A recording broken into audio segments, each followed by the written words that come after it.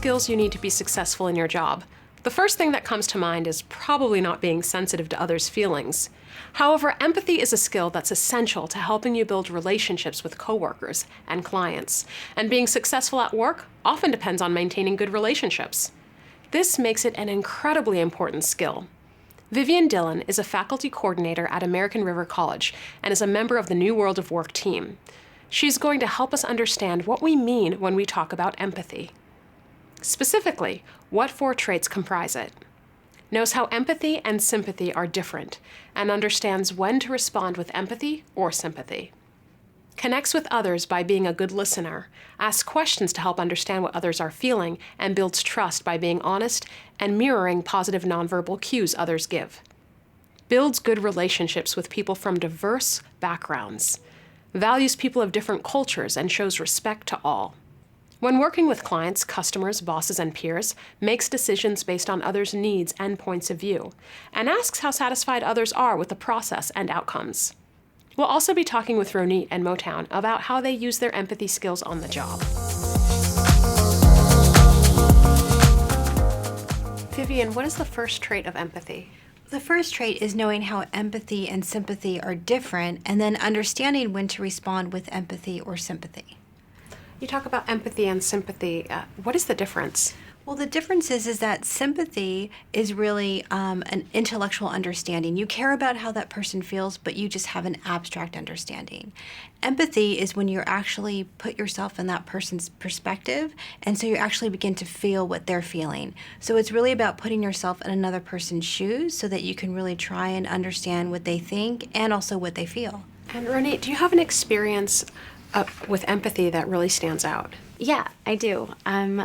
I work at an organization that works with domestic abuse survivors and their children, and in addition to office work and things like that, me and another classmate of mine work as tutoring with the 5-year-olds. And so we were working individually with this one girl this one day, and she was not having a good day, and she was like running around the room, screaming, did not want to do her homework, spit on me, and then threw me in a closet. A very strong 5-year-old. And I knew that I was okay, so I wasn't worried in terms of that. And obviously I was really upset with what was going on, and I kind of wanted to lose my temper, but instead I took a moment, and instead of losing my temper and just screaming at the girl and telling her it wasn't okay, I decided to think about how the girl was feeling. And she was clearly not having a good day, very overwhelmed by where she was and where her family was at that time, feeling like she was powerless and didn't really understand how things were changing. And so instead of me just yelling and forcing my ideas on her, instead I thought about how I feel when I'm in situations like that I just described.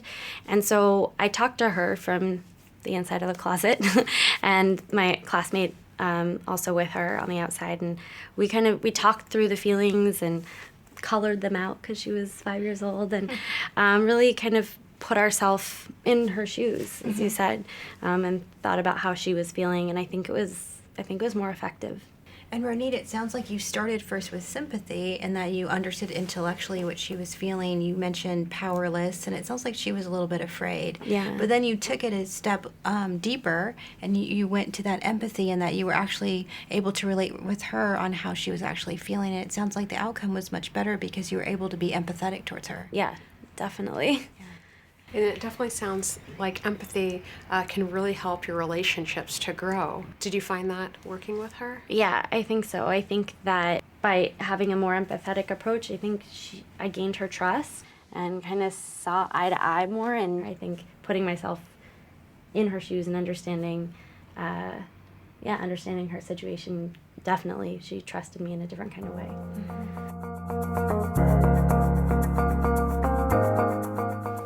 Find a partner and take turns describing your day so far.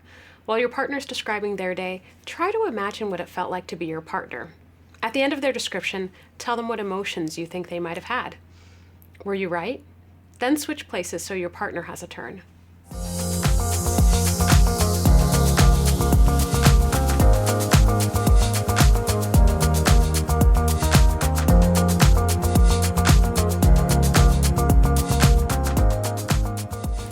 Vivian, what is the second trait of empathy? The second trait is connecting with others by being a good listener, asking questions to help understand what others are feeling, and building trust by being honest and mirroring positive nonverbal cues others give. So let's talk about the first trait, listening. Why do you think listening is so important? I think listening is very important, and I've definitely noticed that when I work and I tutor kids. I tutor for bar and bat mitzvah, and so that's like when Jewish kids are 13 and they learn how to chant the Bible in Hebrew and sing in front of a lot of people, which is scary for everyone to sing. Usually public speaking's hard for that age. But this one girl that I was working with, particularly, it was a challenge. She had quite a significant stutter. And so we were working on reading, and I was taught to work on reading first before the singing part.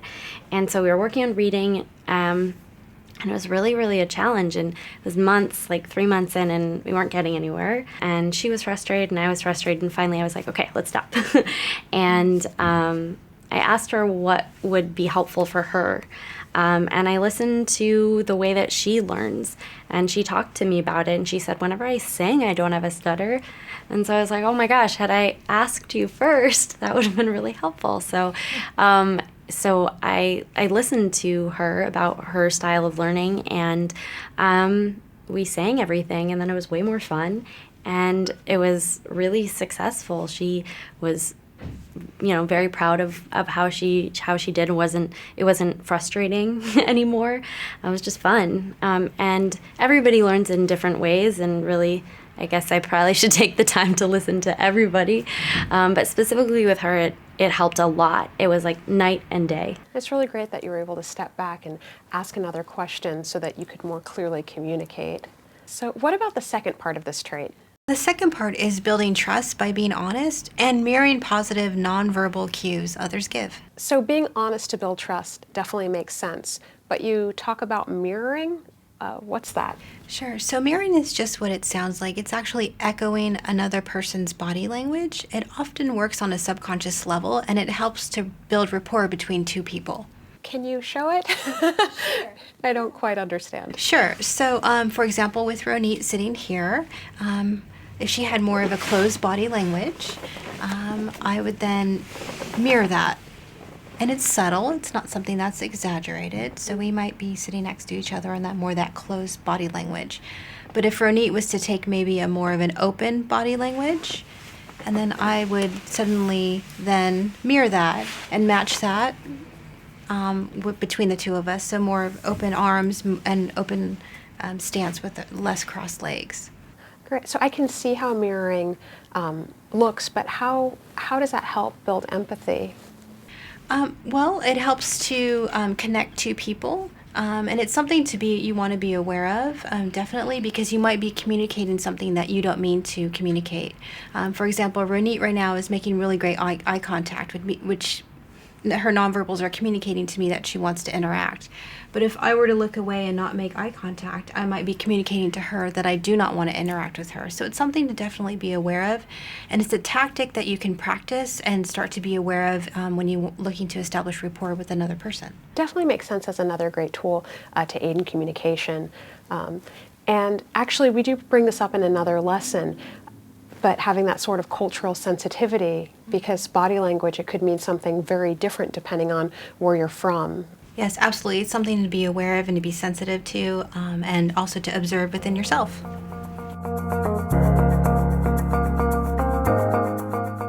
Find a partner and practice mirroring with them. Try to pair up with someone you don't know very well.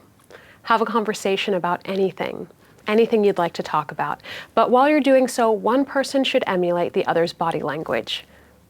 It should look like the two of you are mirror images of one another. After a few minutes, switch roles and let the other person try mirroring you. Remember that mirroring is subtle.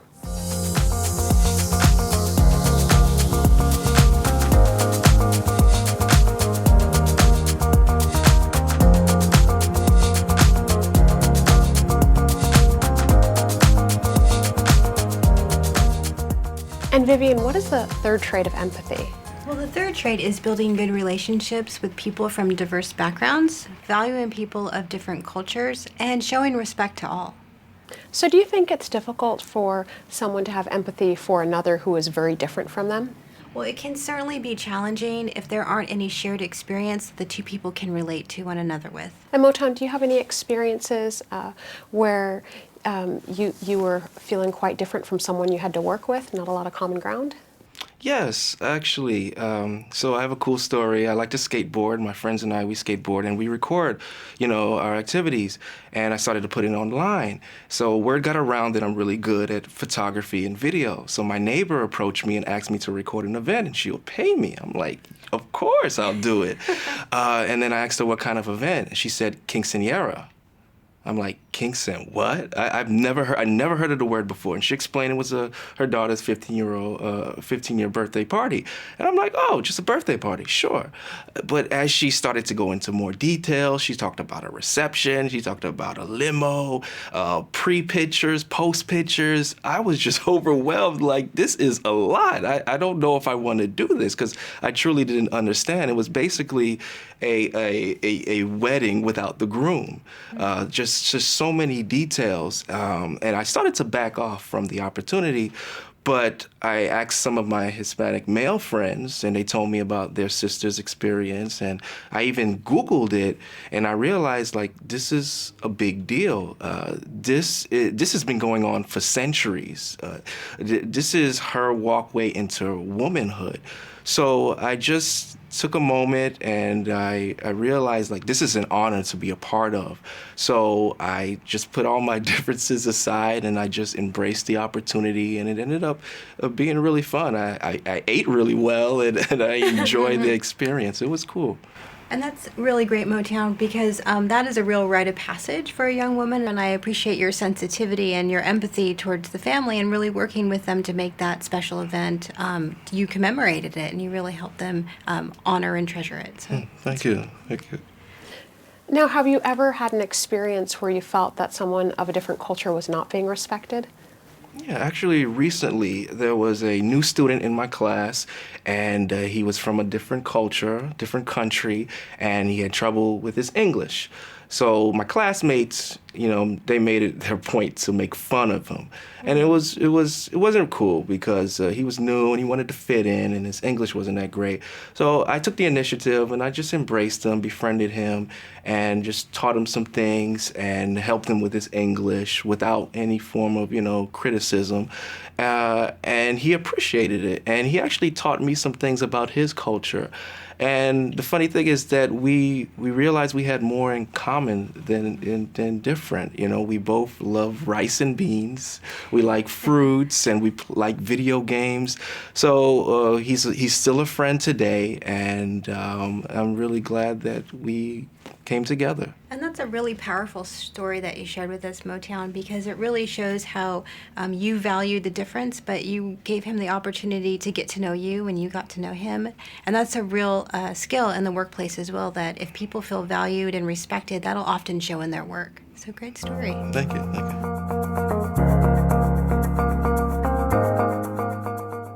What can you do to let other people around you know that you value their contributions and respect their thoughts, even if they're different from your own? Take a few minutes to brainstorm and make a list of behaviors that would reflect this core trait of being empathetic. Afterwards, share your list with the group to get additional ideas about how to show others you value them.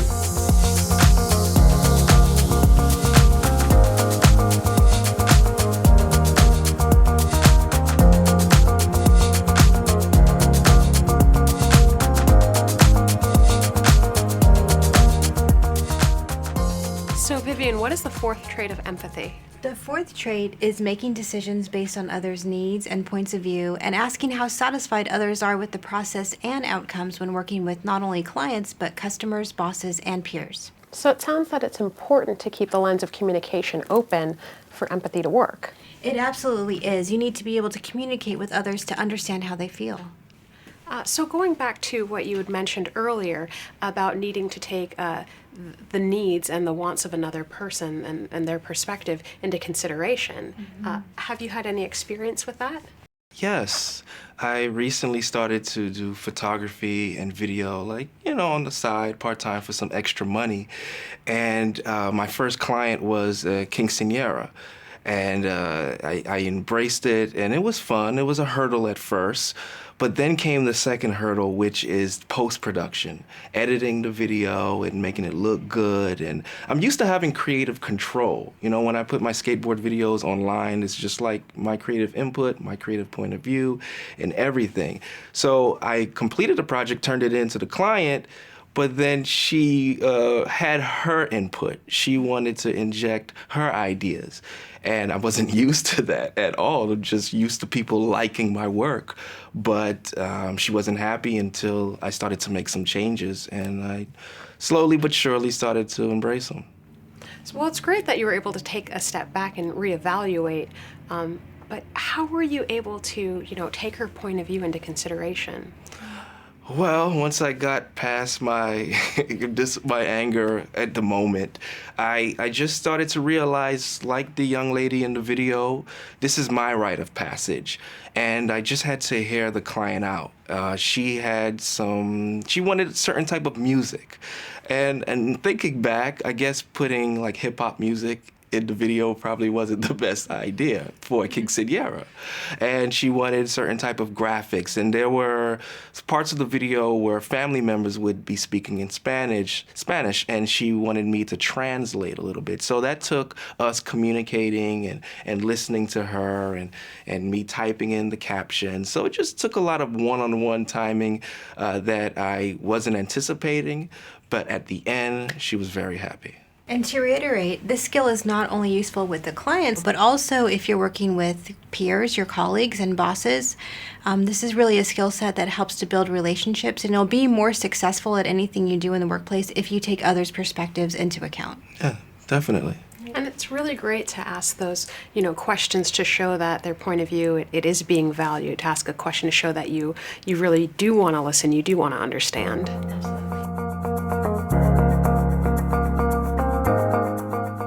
Now divide yourselves into groups of 3 or 4. Imagine that you're planning an event together, like a school fundraiser, but you all want different things for this event.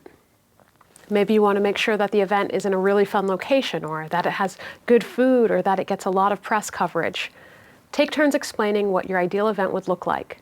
Then work together to see if you can settle on a plan that meets everybody's needs.